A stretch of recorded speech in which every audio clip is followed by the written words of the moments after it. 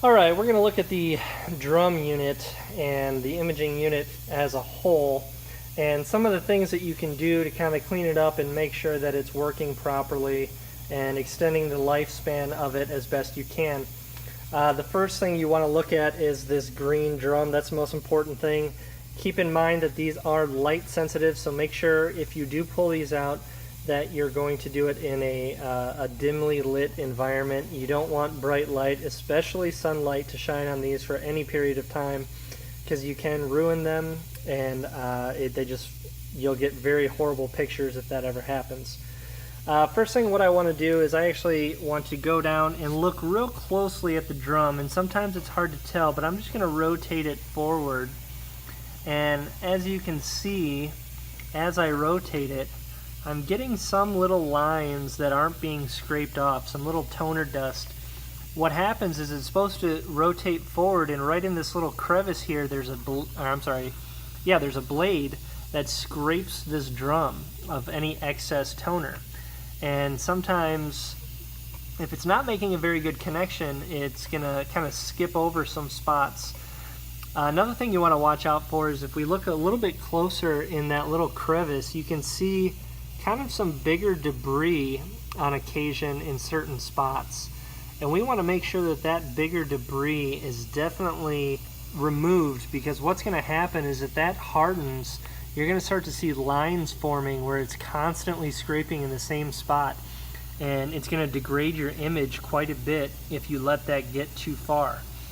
So what I want to do, first of all, this drum actually looks okay. It's not the best, but it's going to work. It still has quite a bit of lifespan left in it, I think. So I'm going to leave the drum in it. I am going to clean it, and you can clean these with a little bit of, well, preferably just a dry cloth or a dry paper towel. But if you do need to use any sort of moisture, I would recommend like a little alcohol pad, or what I use is a product called Plastic Clean. And what you want to make sure of is if you clean one portion, make sure it's completely dry before you move forward.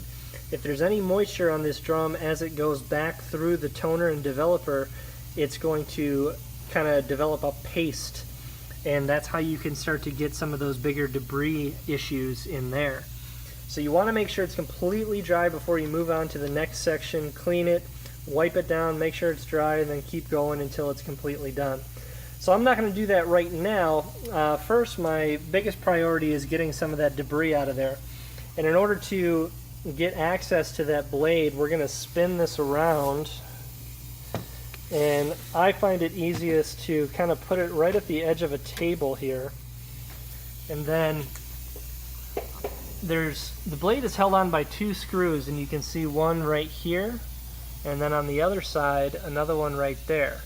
The spring is holding another piece on, so that doesn't come into play. But when you remove those two screws, that blade will most likely it'll fall right out. You might get a little bit of toner dust and developer dust that falls down, but that's okay. Alright, as you can see, I removed the two screws, and one thing I should also mention, the reason I do this at the edge of a table is because you don't want to turn these units upside down, because all that toner and developer will just fall right out, and you don't want to do that. So always make sure that the drum is facing upward before you do anything with the imaging units. So again, as you can see, I pulled that blade out, it fell out, it got some toner and some dust, and as you can see on the top of that blade there's a lot of buildup. And so what I want to do is first off shake off all the excess, but then clean that blade. And that's just a rubber blade, so it's not, you know, stiff or anything like that. It's just supposed to kind of put a little bit of pressure on that drum to scrape that stuff off. Okay, so there we have it all cleaned up, and what you can do is just go along the whole length of it. Make sure that top edge is nice and complete, really.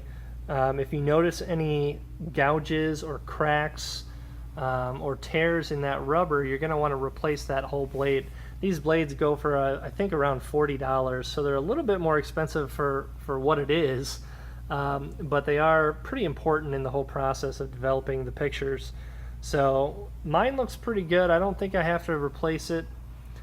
Some other things that I've done in the past, if I have buildup that is hardened on the edge of that, I've taken a razor blade and just kind of scraped a little bit along the top, not cutting, but just kind of scraping it with the razor blade in the perpendicular position to the actual rubber blade there. So you want to be very careful. You don't want to cut it. You don't want to, you know, slip and make any sort of indentations or anything like that, but just kind of scraping it very gently will get some of that harder, rough stuff off of the edge there. Okay, now spinning it back around after I've installed that blade, you can look down in that little crevice again and you can see that most of the bigger debris has now been removed, and that's a good thing. So when we move this blade forward, we should probably see less and less of the toner that's been left on the drum, and that is indeed the case. You might have to go a couple rotations to get it, but it looks like that solved our problem. So that is good, and we've probably just saved ourselves a couple $100 to have somebody come out and look at this. Very quick and easy. It just took 2 screws to get that out and get that cleaned. And we also have a pretty good idea of the remaining lifespan of the drum. You just want to see a nice solid green, nice deep in color. There are different manufacturers, so you might have one that's kind of cloudy. That's okay, just as long as the coloring along the length of the drum is pretty consistent. That kind of tells you that everything's still in good shape, still has quite a bit of lifespan. The manufacturer actually recommends that you change these drum units out pretty much, I believe it's every 40 to 50,000 cycles, but these things will last way, way longer than that as long as you just keep them clean like we just did, and make sure that there's no debris in there that's kind of scraping and making any sort of lines in the drum unit to prevent a good quality image.